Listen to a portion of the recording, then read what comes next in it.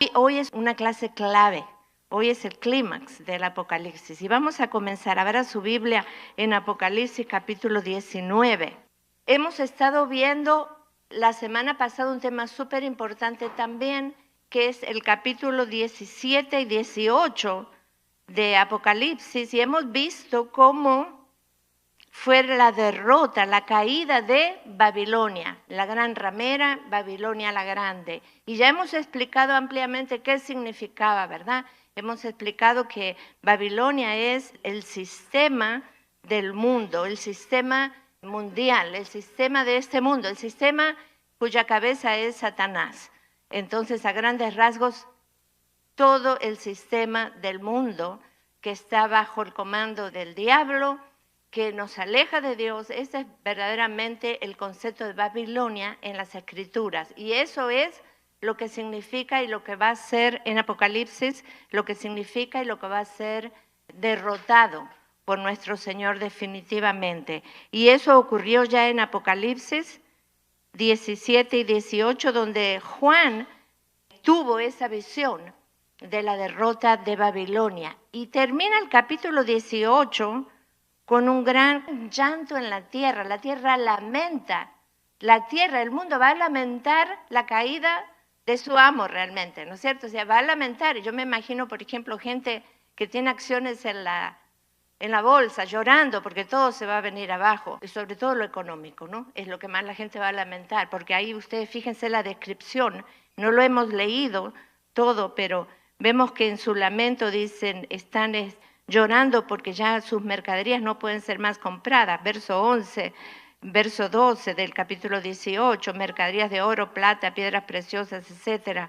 Los frutos codiciados por su alma. Aquel que ha amado tanto el mundo y los bienes de este mundo va a ver que todo eso se le viene abajo. Todo el mundo se viene abajo y ellos lloran, lamentan por la caída de Babilonia. Pero ahora vamos a ver en el capítulo 19 el lado opuesto. Mientras el mundo llora la caída de Babilonia, en el cielo, ¿qué pasa? Todo lo contrario.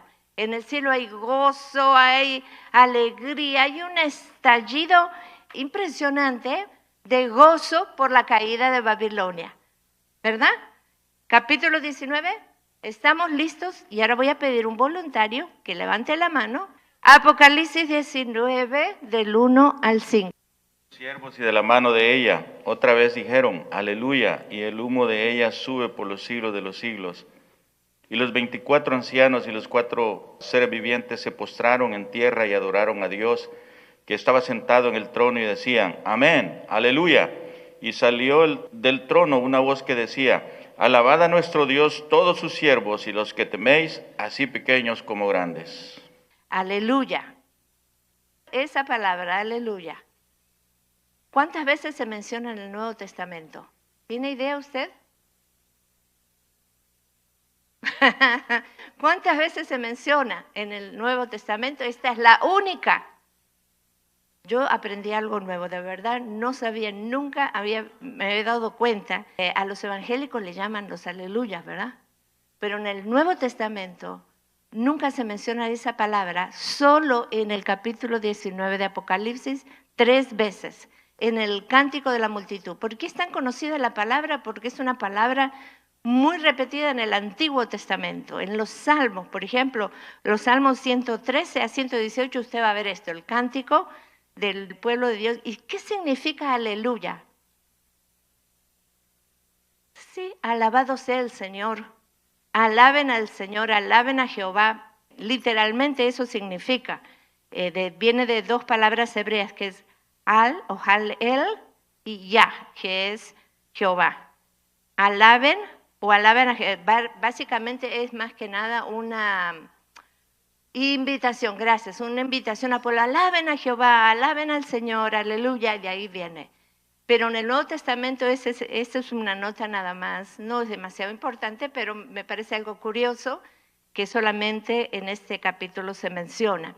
Muy bien, entonces vemos un gozo, alabanza por la caída de Babilonia, de los que estamos en el cielo. Amén, porque ahí estamos nosotros también. Si es así, espero que todos estemos, que nadie falte ese día y nadie llegue tarde. Ok, Entonces ellos se regocijan, se gozan por lo que Dios ha hecho. Esto es realmente alabanza, adoración de alto nivel. La adoración de alto nivel no está tan centrado en uno mismo, sino que es una adoración centrada en la persona de Dios, centrada en lo que Él es. Fíjense lo que dice la multitud. Salvación y honra y gloria y poder son del Señor Dios nuestro, porque sus juicios son verdaderos, porque Él ha juzgado, o sea, por lo que Él es y por lo que Él ha hecho. Ahora, en los versos 6 al 9, dice, oí como la voz de una gran multitud, como el estruendo de muchas aguas y como la voz de grandes truenos que decía, aleluya, porque el Señor nuestro Dios Todopoderoso reina. Gocémonos y alegrémonos y démosle gloria, porque han llegado las bodas del Cordero y su esposa se ha preparado. ¿Quién es la esposa? Nosotros, la iglesia, y a ella se le ha concedido que se vista de lino fino, limpio y resplandeciente. ¿Recuerdan cuando danzábamos esa canción? Porque el lino fino, ¿qué es? Las acciones justas de los santos. Los santos somos la iglesia. Y el ángel me dijo, escribe, bienaventurados los que son llamados a la cena de las bodas del Cordero. Y me dijo, estas son palabras verdaderas de Dios. Gocémonos y alegremos, démosle gloria porque han llegado las bodas del Cordero. ¿Qué es esto de las bodas del Cordero? Las bodas del Cordero llegan cuando viene Jesucristo a la tierra. Cuando el Señor Jesús viene a la tierra, ellos en este canto están anticipando esa segunda venida que ahora vamos a leer en los siguientes versículos, porque para el lenguaje de las Escrituras, y sobre todo allí en el Antiguo Testamento, entendemos cómo era todo este tema de las bodas. Una boda realmente se concretaba por lo menos un año antes, aproximadamente, en donde la pareja se comprometía en matrimonio, ¿no? Yo no sé si se usa mucho eso ahora de compromiso. Si se usa, no tiene la misma fuerza y significado que tenía en ese momento. Y recordamos cuando la Virgen María, ¿verdad?, estaba desposada o comprometida con José para casarse, pero no tenían relaciones entre ellos, vivían separados, cada uno con sus padres, pero para la ley ya estaban casados, ¿ok? Y de modo que si no llegaban al día de la boda, se consideraba una especie de divorcio, porque básicamente estaban comprometidos para casarse, era lo mismo que ya estar. Eso es lo que significa la palabra comprometidos, ¿no? Y luego, llegado el día de la boda, el gran día de la boda, se unían en matrimonio. Y esa ya era una unión física y para siempre. Entonces, eso lo lleva el Señor a lo espiritual. Nosotros somos la esposa desposada. Somos la novia de Cristo todavía. Desposada, comprometida con el Señor. Pero vamos a llegar a ser la esposa de Cristo cuando Él venga. Entonces nuestra unión con Él es cierta y es segura ahora. ¿Es así? Estamos en unión con Cristo, le conocemos. Pero cuando Él venga realmente le vamos a ver cara a cara.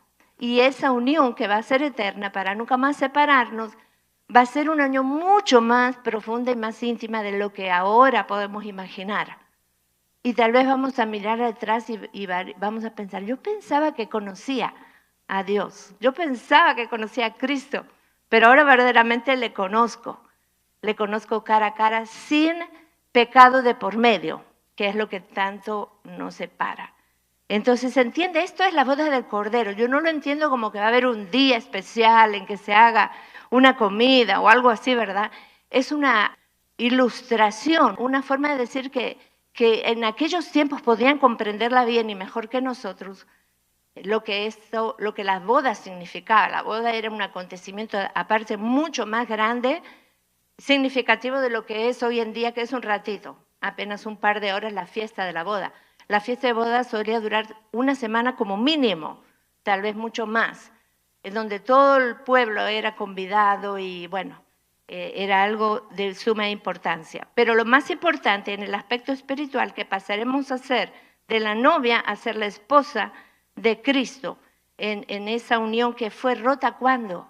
¿Cuándo fue rota esa unión? Esa unión, Dios nos creó para esa unión, ¿verdad? Dios nunca quiso que hubiera todo esto. y nunca quiso que fuera esa separación, pero esa unión que tuvo el Señor con Adán y con Eva se rompió allí mismo, se rompió en el jardín del Edén, va a ser restaurada, va a ser completamente restaurada. Por algo la multitud está tan feliz. Si bien la multitud ya está en el cielo, y aquí hay una diferencia que es muy sutil y que me resulta difícil de entender. Me resulta difícil entenderla y mucho más explicarla.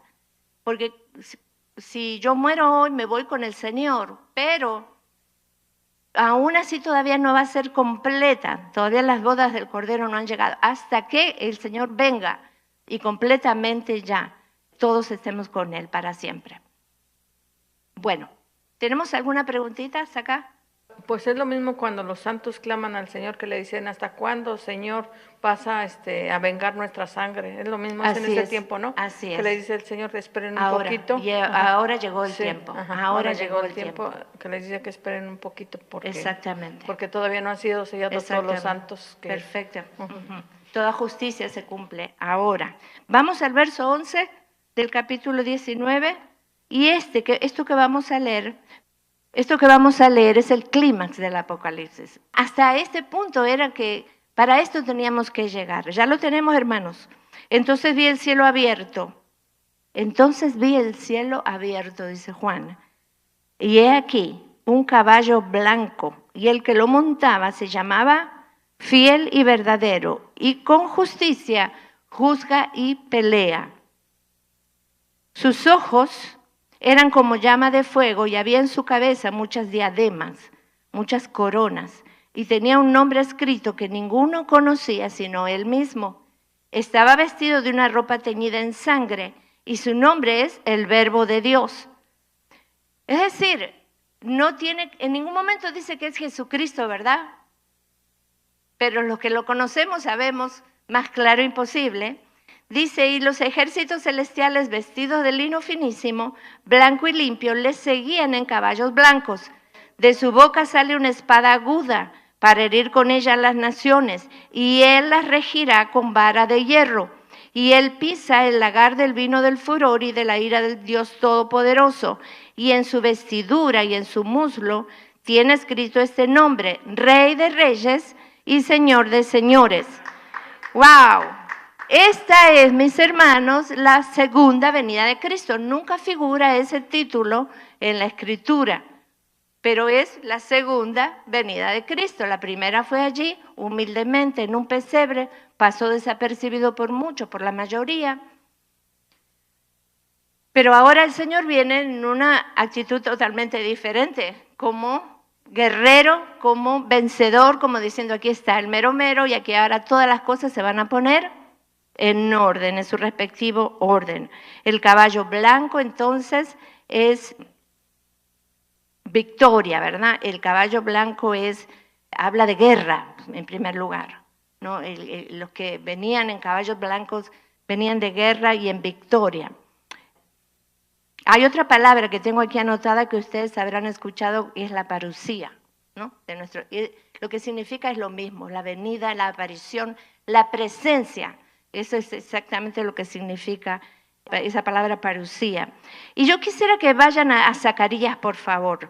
Alguien que quiera leerme Zacarías. Este texto de Zacarías 14, 3 y 4 es sumamente importante, porque Zacarías, el profeta Zacarías, del Antiguo Testamento, muchos años antes, había predicho y nos está dando detalles de cómo va a ser la segunda venida del Señor Jesucristo cuando Él regrese.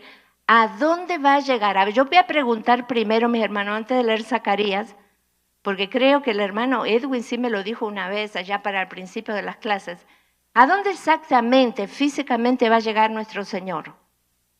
Hermano Edwin, usted me lo dijo hace un tiempo. ¿A dónde va a llegar Jesús físicamente? Porque el Señor va a llegar, y esto no es simbólico, ¿no? El Señor va a llegar físicamente a aquel lugar de la tierra, de este planeta va a llegar el Señor. Jerusalén. Bien. Es lo primero que y exactamente, más específicamente, al monte de los olivos. Vamos a ver Zacarías. Después saldrá Jehová y peleará con aquellas naciones, como peleó en el día de la batalla, y se afirmarán sus pies en aquel día sobre el monte de los olivos, que está enfrente de Jerusalén al oriente.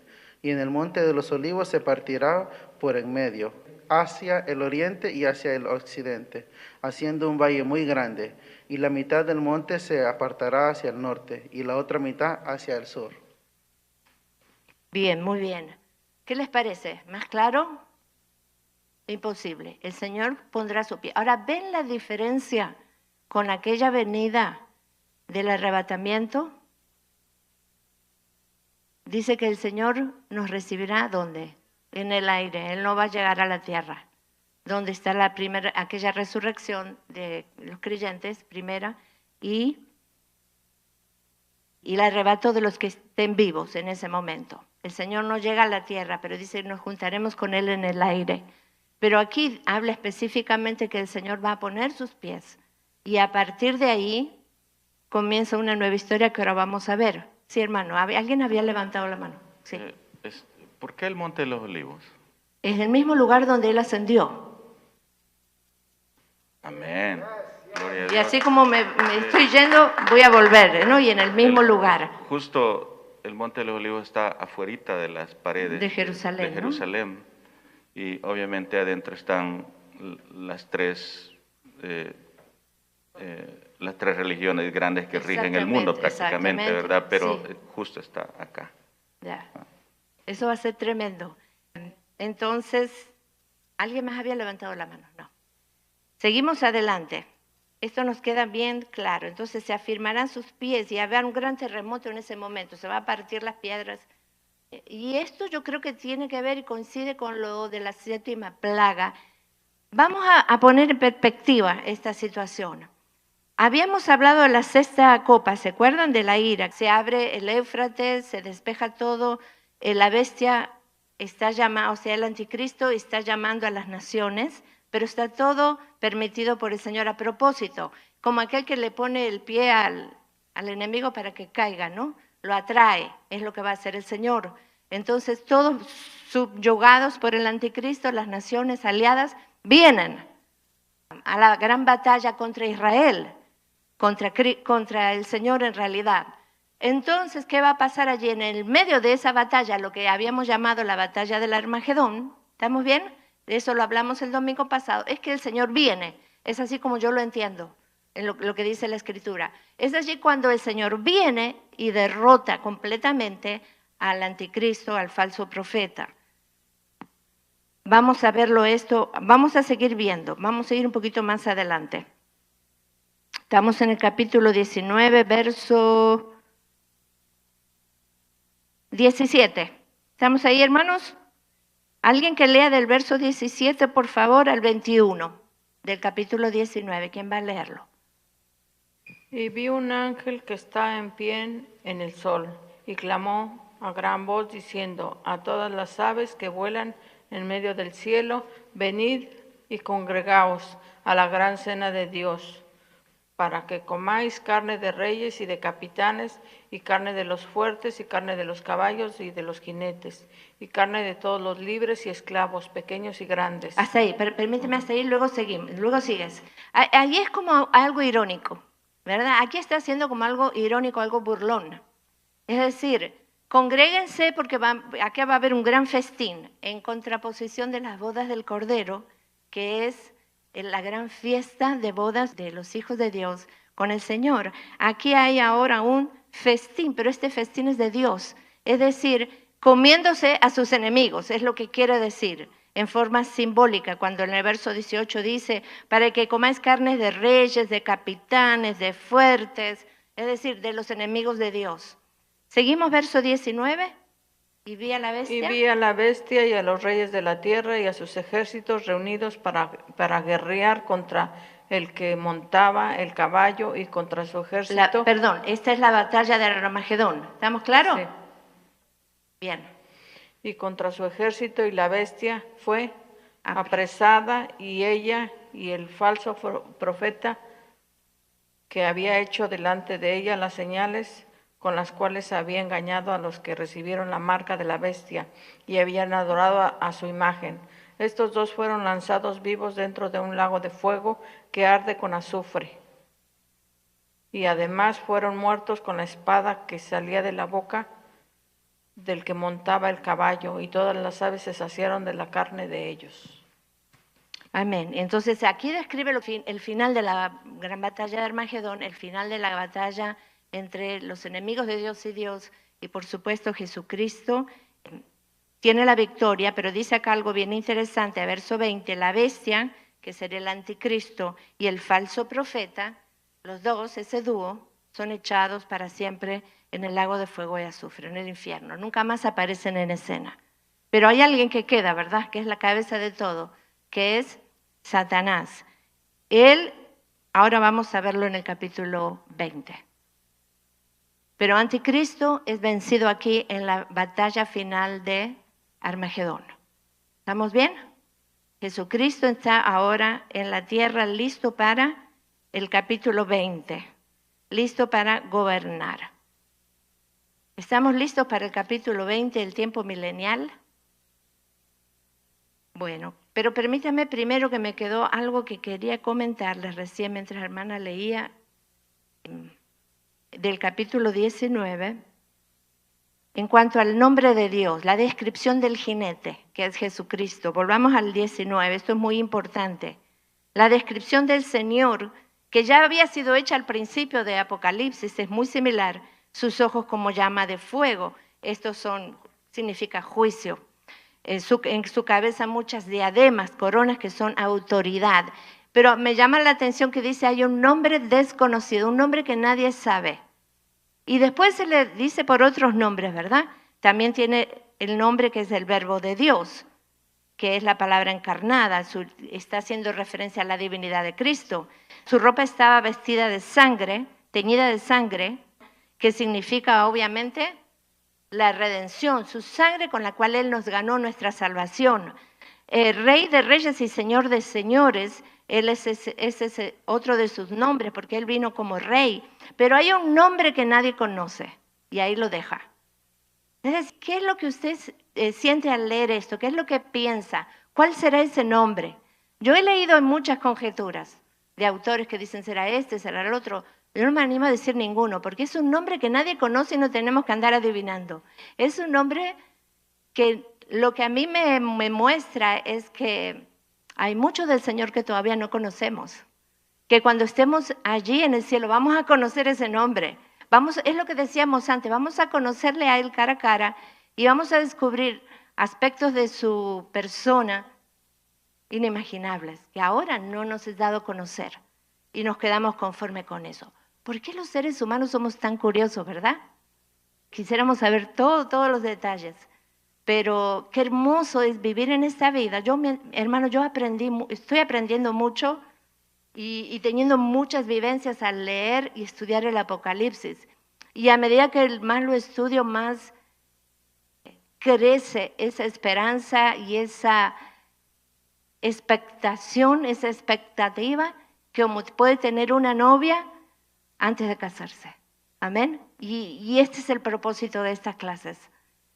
Tal vez nos van a quedar muchas dudas en cuanto a detalles, pero seguiremos estudiándolo sobre eso. Pero lo más importante es que en nosotros se despierte esa expectativa, ese deseo de llegar a este momento, las bodas del Cordero. Amén. Muy bien. Capítulo 20. Vamos a ver qué dice el capítulo 20 y tengamos a mano Zacarías también. No le pierda ahí la marca a Zacarías. Hermanos, los profetas hablaron mucho sobre el milenio. Los profetas hablaron mucho sobre la segunda venida de Cristo, más de lo que queremos saber. Hay mucha gente, casi yo diría la mayoría de las iglesias hoy día cristianas no creen en el milenio. Pero a medida que estudiamos las Escrituras y estudiamos los profetas y vemos la realidad de ese mundo, vemos que, y yo por lo menos lo interpreto de una manera muy literal. Vi a un ángel que descendía del cielo con la llave del abismo y una gran cadena en la mano. Y alguien que siga leyendo, por favor, verso 2, verso 3 de Apocalipsis 20. Del 2 al qué. Y prendió al dragón, la serpiente antigua, que es el diablo y Satanás, y lo ató por 1000 años, y lo arrojó al abismo, y lo encerró, y puso sus sellos sobre él, para que no engañase más a las naciones, hasta que fuesen cumplidos 1000 años. Y después de esto, debe ser desatado por un poco de tiempo. Y vi tronos y se sentaron sobre ellos los que recibieron facultad de juzgar. Y vi las almas de los decapitados por causa del testimonio de Jesús y por la palabra de Dios, los que habían adorado a la bestia ni a su imagen, y que no recibieron la marca en sus frentes ni en sus manos, y vivieron y reinaron con Cristo 1000 años. Hasta ahí es, Yesenia. Luego seguimos. Muchas gracias. Entonces, en primer lugar, ¿qué es el tiempo milenial? La palabra milenio en sí no figura en la Escritura, pero los 1000 años, el tiempo milenial o milenio, es ese periodo posterior a la venida de Cristo, cuando Satanás será atado y Cristo vendrá a reinar a la tierra físicamente por un periodo determinado. ¿Qué dice 1000 años? 1000 años. La palabra 1000 años se repite 6 veces, 1000 años, en este capítulo, 6 veces. Entonces, yo no estoy ciertamente segura si lo tengo que interpretar como 1000 años literales o se refiere a un periodo grande de tiempo. Tiendo a pensar, me siento más segura, a ver si me explico, en pensar de que va a ser algo así seguro, 1000 años como tal cual lo dice. Porque si yo me salgo de eso, puedo inventar hasta una doctrina nueva, ¿verdad? Cuando andamos, que todo es simbólico, podemos llegar a decir barbaridades. Pero encuentro que no es tan importante que sean 1000, que sean 500, que sea un día. El tiempo que el Señor va a reinar va a ser ese tiempo profetizado, que claramente no ha llegado todavía, y ahora lo vamos a ver, que va a llegar donde todo va a ser perfecto, donde esa figura que ponemos nosotros siempre, que es el león y el cordero, representa el milenio. ¿Alguien vio un cordero y un león juntos hoy día? Aunque ya Cristo murió y aunque ya Cristo está reinando desde el cielo y aunque la iglesia reina con él ahora, todavía el león y el cordero no, ¿verdad? Todavía hay mucho pecado, todavía Satanás está engañando al mundo terriblemente, todavía nos cuesta tanto, aún a nosotros como cristianos, permanecer en la fe. Todavía hay tanta persecución, hay tanto dolor, tanta muerte. Cuando leemos lo que es el milenio, esto no se parece en nada a ese reinado de Cristo. Es decir, Cristo está reinando, mis hermanos, a nivel espiritual, pero todavía está el príncipe de este mundo, que es Satanás, muy sueltito, demasiado suelto. Esto para darles una introducción, ¿no? Pero dice que en ese tiempo el dragón, verso 2, la serpiente antigua, que es el diablo y Satanás, fue atado por 1000 años, será atado por 1000 años, por ese tiempo. O sea, Satanás, en una palabra, no va a tener absolutamente ninguna libertad para actuar ni para engañar a nadie. Va a ser atado en el abismo. El abismo no es el infierno, es un lugar aparte donde está Satanás y sus demonios. Ok, estamos claros hasta ahora. Esto es lo que va a pasar en el principio del tiempo milenial, Satanás. En el verso 2 me llama la atención que se menciona todos sus nombres de golpe. Todos los nombres por los cuales tú conoces al diablo. Dragón, serpiente antigua, diablo, Satanás. Se la dijo a todas, ¿verdad? Para que te quede claro, va a estar atado por 1000 años. Y lo arrojó al abismo, lo encerró y puso un sello sobre él para que no engañase más a las naciones. ¿Hasta qué? Es decir, esto es un intervalo solamente, hasta que fuesen cumplidos 1000 años. Y después de esto debe ser desatado por un poco de tiempo. Ese está en el plan soberano de Dios. Ya sé que hay una pregunta en sus mentes, mis hermanos. ¿Por qué? Porque ya no lo atas de una vez y a otra cosa, mariposa, ¿no? Pero hay propósitos. Y bueno, y a partir de allí entonces sigamos un poquito ¿qué más hay en este milenio? Un periodo de paz, un periodo de amor, un periodo de mucha prosperidad, de donde los campos van a ser sumamente fértiles, donde va a haber hermandad perfecta, donde toda la creación, lo que decíamos recién, va a vivir en perfecta armonía. Es decir, todo lo que fue en el Génesis, todo lo que fue primitivamente la creación de Dios se va a restaurar. Yo creo que esa sería la palabra perfecta, ¿no? Va a haber una completa restauración de todas las cosas. ¿Quiénes van a vivir en ese tiempo del milenio? Los que no fueron sellados, ¿verdad?, por la bestia. Es decir, van a vivir, la pregunta es, ¿vamos a estar nosotros o no? Y a eso los llevo al verso, otra vez al capítulo 19, cuando Cristo vuelva a la tierra, en el verso 14, dice, y los ejércitos celestiales vestidos de lino finísimo, blanco y limpio, le seguían en caballos blancos. Cuando Cristo venga a la tierra, dice que sus ejércitos, los ejércitos celestiales vestidos de lino fino, limpio, resplandeciente, blanco, le seguían en caballos blancos también. Y yo digo, Señor, ¿por qué tanta incógnita? ¿No? ¿Por qué no nos dice directamente? ¿Por qué Juan lo tradujo de esa manera? Los ejércitos celestiales. ¿Quiénes son los ejércitos celestiales? Podría haber al menos dos posibilidades. ¿Qué es lo que piensa mi hermano? Levante su mano. Mano Edwin. ¿Que han muerto en Cristo Jesús? Los resucitados. Sí, serán. Los que primero habían resucitado cuando... La segunda venida. El arrebatamiento, ¿verdad? Es lo que opina el hermano. Okay. ¿Y qué de los santos de la tribulación? Los que ya sabemos que se han entregado a Cristo, se han convertido en el tiempo de la tribulación. Podría ser también, ¿verdad? Bueno, vemos. Los que van a pelear con Cristo son los 144,000 que están apartados. Bueno, acá no dice eso, pero fíjense, vamos al verso, ahora otra vez al capítulo 20. Y vi tronos y se sentaron sobre 24. Se sentaron ellos los que recibieron la facultad de juzgar, y vi las almas de los decapitados por causa del testimonio de Jesús y por la palabra de Dios, los que no habían adorado a la bestia, que no recibieron la marca en su frente ni en sus manos, y vivieron y reinaron con Cristo 1000 años.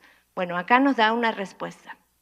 Ellos son los que van a vivir, los que fueron los mártires de la tribulación, van a resucitar. Y ahora lo vamos a ver en el capítulo que va a haber una resurrección, en el capítulo 20. Pero mi pregunta original es, de ellos ya están descartados. Ellos lo dice clarito. Van a tener el privilegio de estar en el tiempo milenial los, como le llamamos, los santos de la tribulación, los aquellos que dieron sus vidas por el Señor, que fueron muertos por la causa de Cristo, que no se arrodillaron delante de la bestia, fueron, dice, decapitados, pero ahora el Señor los trae a la vida. Y ellos van a reinar, van a tener el privilegio. Al decir reinar, porque el único rey es Cristo, quiere decir juzgar. Y eso lo dice el resto de la Biblia también, ¿no? Que los cristianos, los creyentes, van a juzgar a este mundo. Creo que es Pablo o Pedro que lo dice. Pero mi pregunta es, ¿quién es el ejército que baja del cielo con el Señor? No lo dice claro. Yo creo que son los ángeles del Señor. ¿Alguien está de acuerdo con la hermana? Hermano allá también. ¿Quién da más? No. Bueno, fíjense, esto me hizo bastante dolor de cabeza.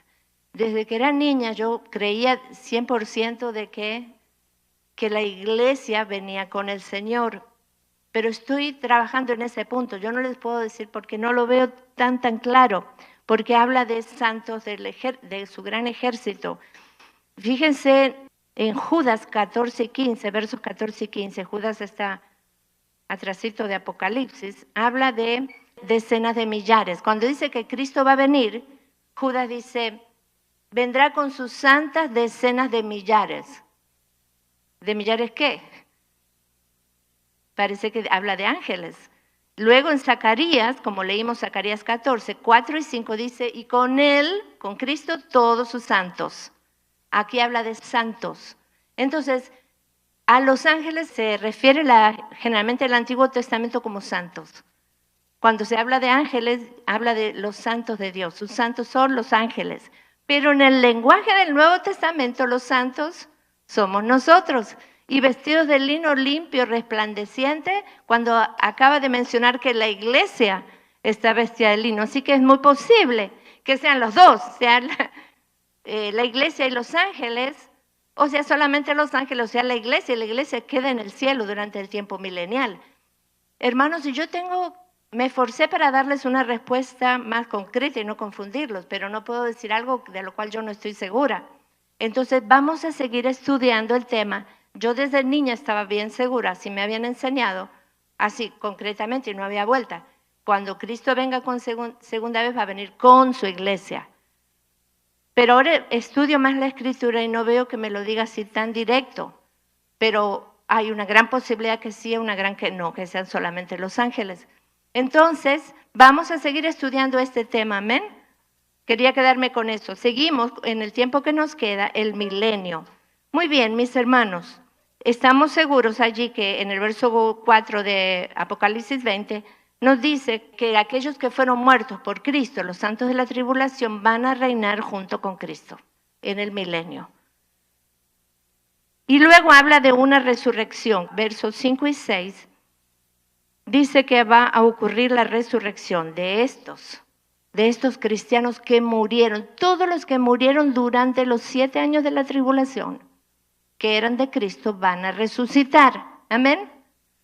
Pero dice esta es la primera resurrección, pero los otros muertos, dice, no van a morir. ¿Quiénes son los otros? Los incrédulos.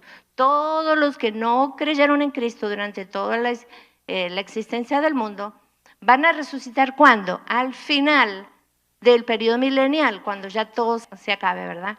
Y comience realmente lo que es la eternidad. Pero luego, yo sé que hay alguna pregunta en sus mentes, y el domingo que viene vamos a contestar esa pregunta. Nada más quiero terminar diciéndoles, verso 7, cuando los 1000 años se cumplan, Satanás será suelto de su prisión. Pero nada más quiero terminar diciéndoles que hay varias interpretaciones del milenio, y por lo menos tengo 3 aquí, que son las más conocidas. Están aquellos que son amilenialistas, la palabra lo dice, es decir, no hay milenio.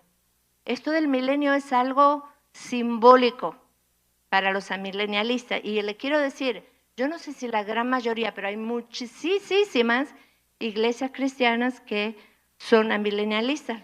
No es grave, o sea, no es que no son cristianos por eso. O sea, es una interpretación válida, pero para mí yo tengo la posición premilenialista porque veo que, y les voy a tratar de mostrar que es la más bíblica, que es la que salta más a la vista. El milenio, dicen los amilenialistas, comenzó con la resurrección de Cristo y continúa en toda la era de la iglesia. Ellos niegan un milenio literal y creen que es un milenio alegórico o espiritual. Representa de manera simbólica a nuestra era actual. O sea, para una milenialista, nosotros estamos en el milenio porque es el gobierno de Cristo. Y ahora la iglesia está gobernando. Pero nada más les dejo con esta pregunta. Si esto es así, ¿dónde es que está Satanás atado? Yo no lo veo atado. A nivel espiritual sí, porque ellos dicen que nosotros estamos reinando ya con Cristo en los lugares celestiales. Pero la verdad que físicamente no, todavía tenemos que hacer guerra espiritual. En el milenio no hace falta la guerra espiritual. No hace falta quitarle demonios a nadie, no hace falta luchar ni ser con todas estas cosas que como iglesia, sentados en los lugares celestiales, estamos luchando todavía. ¿Estamos listos? Esto es un tema muy importante, pero vayan pensándolo, vayan buscando en internet, vayan mirando, vayan pensando para estar más afilados. Los postmilenialistas creen al revés, pero lo voy a dejar porque no hay tiempo. Y los premilenialistas creen que el milenio es un periodo, ya sea de 1000 años literales o no, la posición está dividida, no es importante, iniciado por la segunda venida de Cristo, posterior a la venida de Cristo. Y será él mismo físicamente Jesús que establecerá su reino en la tierra. Y de esta manera se van a cumplir tantas profecías del Antiguo Testamento que todavía no han sido cumplidas. Amén. Terminamos con esto, mis hermanos. Le dejo, si le inquieta el tema, con esta tarea de investigar. Lea el capítulo 20, investigue un poquito. Terminamos con este tema tan precioso del tiempo milenial. Por ahorita, lo más importante para nosotros es que Jesucristo reine en nuestros corazones realmente. Amén. Dios les bendiga.